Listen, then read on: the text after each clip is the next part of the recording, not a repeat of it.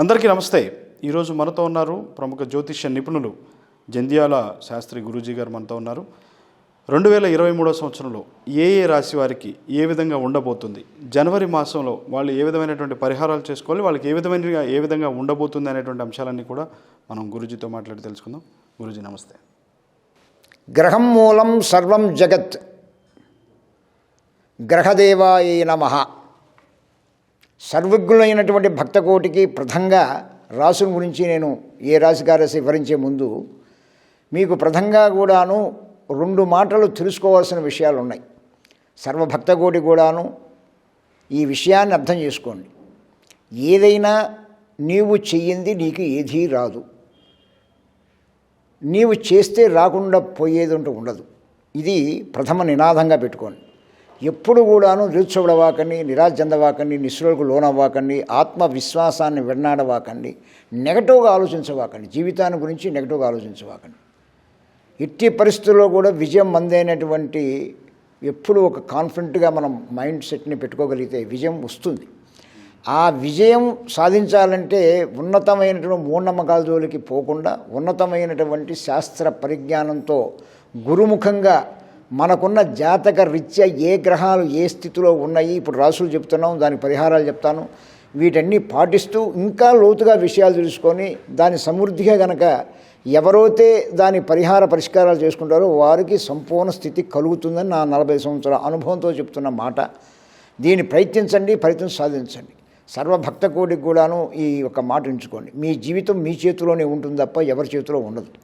ఎవరో వస్తారు ఏదో చేస్తారనే మాట మర్చిపోండి. మీ జీవితాన్ని మీరు సర్దిద్దుకోండి.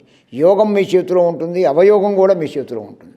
అంటే మనం చేసే పని మీ చేతిలోనే ఉంటుంది, దాన్ని చెడగొట్టుకునేది కూడా మీ చేతిలోనే ఉంటుంది.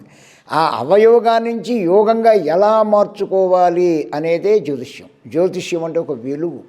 ఆ వెలుగుతో మీరు ఆ కాంతివంతమైన తేజోవంతంలో మీ యొక్క జీవితాన్ని సుఖ సౌఖ్య భోగ భాగ్య ఐశ్వర్య ఆనందాలు పొందాలనే ఆకాంక్షతో మా యొక్క వివరణగా వారు అడిగినట్టుగా ఆ రాశిని గురించి, ఆ రాశికి ఉన్నట్టు గ్రహస్థితిని గురించి, దానికి ఉన్నటువంటి పరిహారాన్ని మీకు అందించడానికి నేను సముఖంగా ఉన్నాను. కాబట్టి దీన్ని మీరు అన్వయం చేసుకొని విశ్వాసంతో ప్రయత్నించి విజయం సాధిస్తారని నా భక్తులకి నేను మనస్ఫూర్తిగా కూడా తెలియజేస్తూ, ఎప్పుడైనా దీవెన చేసేటప్పుడు మీకు సుఖంగా ఉండుగాక అని నేను అన్నం. ఎందుకన్నానంటే సుఖంగా ఉండాలంటే నువ్వు చేస్తేనే సుఖంగా ఉంటావు, నేనంటే సుఖంగా ఉండవు. కాబట్టి నువ్వు చేయాలంటే నీ విషయం తెలుసుకున్నానికి ప్రయత్నిస్తామని విశ్వసిస్తూ, నా విశ్వాసం మీ విశ్వాసంతో కలిసి విజయం సాధిద్దాం. శుభం. గురుగారు, ఇక ఈ నూతన సంవత్సరంలో మకర రాశి వారికి ఏ విధంగా వాళ్ళ ఫలితాలు? ప్రధానంగా సంవత్సరాంతం ఒక తరం మనం పరిశీలనగా చూసినప్పుడు మకర రాశి వారికి ఆదాయం బాగానే ఉంటుంది. 12 ఆదాయం, 6 ఖర్చు, అలాగే కూడాను రాజపూజిత 3, అవమానం 7గా ఉంటుంది. ఏదైనా డబ్బు పెరుగుతుందంటే అవమానం వస్తుందిలేండి, సహజమే కదా, అది సహజంగానే ఉంటాయి. అన్నీ సమానంగా ఉంటాయి, అంత ఈజీ కాదు. కాబట్టి ఈ మకర రాశి వారి సంవత్సరాంతం చెప్పాం మనం మాట, కొత్త సంవత్సరం కాబట్టి. కానీ ఇది ఉగాది పంచాంగంలో అన్ని విషయాలు మీకు సవివరంగా తెలియజేస్తాను. ఇప్పుడు నూతన సంవత్సరం ఆంగ్ల సంవత్సరం ఈ జనవరి నెల సంబంధించి ఉన్నటువంటి మకర రాశికి ఉన్నటువంటి గ్రహ గమనాలను ఒక తరం మనం విశ్లేషణగా పరిశీలించి ఆ తర్వాత దానికి తగు పరిహారాలు మనం అందిద్దాం. ఈ ఏదైతే మకర రాశి ఉంటారో ఉత్తరాషాఢ 2, 3, 4 పదములు, శ్రవణ 4 పదములు, ధనిష్ట 1, 2 పదములు అయితే మకర రాశి అంటారు. మకర రాశికి అధిపతి శని భగవానుడు అవుతాడు. ఇక్కడ కాస్త ఇబ్బందిగానే ఉంటుంది ఈ మాసంలో. రాశిలోనే ఉన్నాడు శని భగవానుడు. రాశిలో శని భగవానుడు ఉంటే తెలియనటువంటి ఒక ఆవేశాలు కలిగేదానికి అవకాశం వస్తుంటుంది. ఎమోషన్స్ కలుగుతాయి. తెలియనటువంటి మాట పట్టుదల వల్ల నష్టపోయే అవకాశాలు వస్తుంటాయి. దానిలో రాశికి వ్యయాది స్థానంలో రవి బుధులు ఉండటం కూడా కొంచెం ఇబ్బంది వస్తుంది. ఉద్యోగ విషయంలో కానీ, ప్రమోషన్ విషయంలో కానీ, ఒక ధైర్యంగా ఒక చేసే పనుల్లో కానివ్వండి అనిశ్చిత ఏర్పడే అవకాశం. అందులో బుధుడు కూడా అక్కడనే ఉన్నాడు కాబట్టి బుద్ధి కుశలత లోపించడం, పోటీ ఎగ్జామ్స్ ఇచ్చే విషయాల్లో అనుకున్నట్టుగా సాధించలేకపోవడం, వ్యాపార వ్యవహారాలు కాస్త ఇబ్బంది పడటానికి జరుగుతూ ఉంటుంది. కాబట్టి శని భగవానుడు, రవి బుధుల భగవానుల యొక్క అనుగ్రహం సాధించుకోవాలి. తర్వాత గురువు కాస్త మంచిగా ఉన్నాడు కాబట్టి 3వ ఇంట్లో మిత్రుల వల్ల సహకారం కొంచెం వాళ్ళకి సాధించేదానికి, మిత్రులు సహాయపడడానికి, మిత్రుల ద్వారా కొంత మనం సాధించుకునేదానికి అవకాశం గురువు ఇస్తున్నాడు. పర్వాలే. 4వ ఇంట్లో రాహువు ఉన్నాడు. రాహు కూడా అంత అనుకూలమేమి చేయడు. రాహు 4వ ఇంట్లో ఉన్నాడంటేనే తెలియకుండానే ఇంట్లో ప్రతిదానికి ఒక ఆటంకం, ఏదో చిరాకు పరాకు ఇబ్బంది జరిగే అవకాశాలు ఆ రాహు ఇస్తున్నాడు. అలాగే కూడాను మకర రాశి వారికి తప్పనిసరిగా కూడాను దశమ స్థానంలో కేతు ఉన్నాడు. వృత్తిపరం అంటే వృత్తి అంటే నువ్వు చేస్తున్న ఉద్యోగం కానీ వ్యాపారం కానీ వ్యవసాయం కానీ ఏదైనా అనుకోవచ్చు, చేస్తున్న పని ఆ చేస్తున్న వాళ్ళు చిన్న ఆటంకం జరిగే అవకాశం అక్కడ వస్తుంది. అయితే రాశికి కుజభగవానుడు పంచమ స్థానంలో ఉన్నాడు కాబట్టి ఖచ్చితంగా వివాహ విషయంలో కానీ విద్యా విషయంలో కానీ దాంపత్య విషయంలో కానీ రియల్ ఎస్టేట్ వ్యాపారం కానీ భూ గృహ స్థలాలు కొని దానిలో కానీ నిలబెట్టుకునే దాంట్లో కానివ్వండి కోర్టు వ్యవహారం పరిష్కరించడానికి బాగుంటుంది. అంటే ఇక్కడ కుజుడు బాగున్నాడు, గురువు బాగున్నాడు, చంద్రుడు బాగున్నాడు. ఇకపోతే మనకు లగ్నంలో ఉన్న శుక్రుడు ఉన్నాడు, కానీ అతను ఇవ్వాల్సిన యోగాన్ని అంతా కూడా ఇప్పుడు ఇవ్వలేని పరిస్థితి వస్తుంటుంది. మిత్రుడైనా కూడా నువ్వు శని భగవానుడు ఎలా ప్రవర్తిస్తాడు, శుక్రుడు కూడా అలా ప్రవర్తిస్తాడు. అందువల్లనే ఆ యొక్క సినీ రంగం, కళారంగం, కాస్మోరీ రంగం, అలాగే గృహాలంకార రంగాలు వీటన్నిటిలో కూడా నువ్వు కాస్త ఇబ్బంది జరిగే అవకాశం ఉంది. అంటే ఇప్పుడు శుక్రుడు, శని భగవానుడు, రవి, బుధ, రాహు, కేతు ఈ యొక్క అనుగ్రహం సాధించాలి. అందువల్ల కాస్త ఇబ్బంది అనే కదా. ఇక గురువు, చంద్రుడు, కుజుడే కదా యోగాన్ని ఇస్తుంది. ముగ్గురు యోగాన్ని ఇస్తుంటే ఆరుగురు ఇబ్బంది పెడుతున్నారు. వాళ్ళ అనుగ్రహం సాధించాలి. వాళ్ళు ఏమి మనల్ని ఇబ్బంది పెట్టరు, వాళ్ళని అనుగ్రహం సాధించాలి.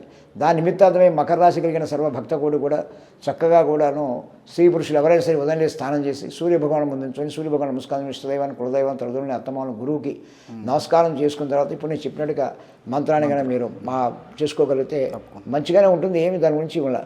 ఓం ఉం శ్రీం నమః, ఓం ఉం శ్రీం నమః, ఓం ఉం శ్రీం నమః అని ఏకాగ్రత కనుక మన మకర రాశి వారు కనుక ధ్యానం చేయగలిగితే వారికి వారే విజయం సాధించుకోగలుగుతారు. నీ పనిని నీవే సమర్థించుకోగలుగుతావు. ప్రయత్నించండి, ఫలితం సాధించండి, విశ్వాసం చేయండి, విజయం మీదే అవుతుందని విశ్వాసం తెలుస్తుంది. ఇప్పుడు చెప్పిన ఈ రాశి వారికి చెప్పిన పరిహారాన్ని మనసా వాచ కర్మణ ఏకాగ్రతగా పాటించండి. నేను చెప్పినటువంటి పరిహారము సూర్య భగవాను ముందు నుంచోనే చేయమని చెప్పాను. దీనికి కొత్త నియమ నిబంధనలు అంటే ఏముండవు. మీరు తీసుకునే ఆహారాన్ని యథావిధిగా తీసుకోవచ్చు. ఇంతకుముందు ఎలా ఉన్నారో అలానే ఉండండి. కానీ ఒకటే, ఉదయం స్నానం చేసిన తర్వాత సూర్య భగవాను ముందు నుంచి ప్రేయర్ అంటారు, దాన్నే ధ్యానం అంటారు. 2 నిమిషాలు 5 నిమిషాల దగ్గర మీ మనస్సు, మీ బుద్ధి, జ్ఞానం ఆ మంత్రం మీద ఎంతసేపు నిలబడుతుందో అంతసేపు చేసుకొని నమస్కారం చేసుకొని పోనండి. మీ జీవిత ఆశయాల్ని కొంత చిగురింపజేసుకునేదానికి ఇది చక్కని అవకాశాన్ని మీకు మీరు సద్వినియోగం చేసుకుంటారనే ఉద్దేశంతో ఇచ్చాను కనుక దీన్ని మీరు తప్పగా కూడాను విశ్వాసంతో పాటించి విజయం సాధిస్తారనే విశ్వాసంతో నేను చెప్పడం జరిగింది.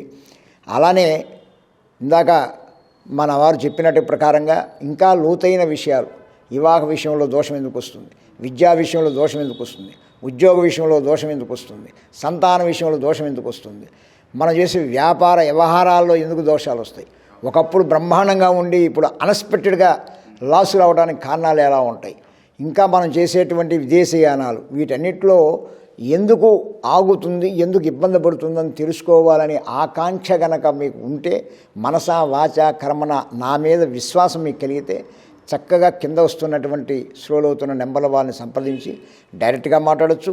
రాలేనటువంటి వారు కాల్ అపాయింట్మెంట్ అంటారు. మీరు మీ ఇంట్లోనే ఉండొచ్చు. మీరు శుభ్రంగా సంవత్సరం నెల రోజు సమయం ఉంటే లేదా పేరు పంపిస్తే నేను స్వయంగా రాసి ఏ నక్షత్రం, ఏ రాశి, ఏ లగ్నం, ఏ తప్పు ఉంది, దానికి ఏం పరిహారం చేయాలి, దానికి ఏ మంత్రం పంపించాలి సవివరంగా మీకు తెలియజేసి మళ్ళీ ఇవన్నీ కూడా మీకు వాట్సాప్ ద్వారా మీకు వాట్సాప్లో పెట్టి మంత్రాన్ని కూడా వాట్సాప్లో పెట్టి ఇది అయిన తర్వాత 40 రోజుల మళ్ళీ ఉచితంగా నాతో మాట్లాడేదానికి కూడా అవకాశం నేను కల్పిస్తాను. ఎందువల్లంటే నా యొక్క భక్త కోటికి ఒక శుభం జరగాలంటే ఏదో వాడు ఒక తర పారితోషికం ఇవ్వంగానే నేను చెప్పేసి నీకు నాకు సంబంధం లేదని మీ జీవితాన్ని చక్కదిద్దేంత వరకు మీకు సంపూర్ణ విశ్వాసంతో మీరు కలుస్తూ మాట్లాడుతుంటే నేను మీకు అన్ని వివరాలు చెప్పడానికి సిద్ధంగానే ఉంటాను. కాబట్టి దీన్ని వివరంగా తెలుసుకొని మీ జీవితాన్ని మీరు సుఖమయం చేసుకుంటారని నేను మనస్ఫూర్తిగా విశ్వసిస్తూ ఆ విశ్వాసంతోనే మీరు విజయం సాధిస్తారు. మళ్ళా చెప్తున్నాను, మీరు చెయ్యింది ఏది రాదు, మీరు చేస్తే రాకుండా ఉండపోయేది ఏముండదు. తెలుసుకోండి, మెసులుకోండి, విజయాన్ని సాధించండి. భక్తులందరికీ కూడా శుభం. నమస్కారం. జంధ్యాల గురూజీ శాస్త్రి గారు మనకి ఎంత క్లియర్గా వివరించారు. కాబట్టి ఆయన చెప్పినటువంటి పరిహారాలను, జాతకంలో ఉన్నటువంటి పరిహారాలను మీరంతా కూడా చేసుకునేటువంటి ప్రయత్నం చేయండి. అదేవిధంగా ఇంకా లోతుగా దీనికి సంబంధించి తెలుసుకోవాలనుకుంటే మాత్రం గురూజీతో నేరుగా మాట్లాడాలనుకున్నా కానీ మీరు కింద స్క్రోల్ అవుతున్నటువంటి నెంబర్కి కాల్ చేసి అపాయింట్మెంట్ తీసుకొని గురువు గారిని నేరుగా కూడా కలవచ్చు.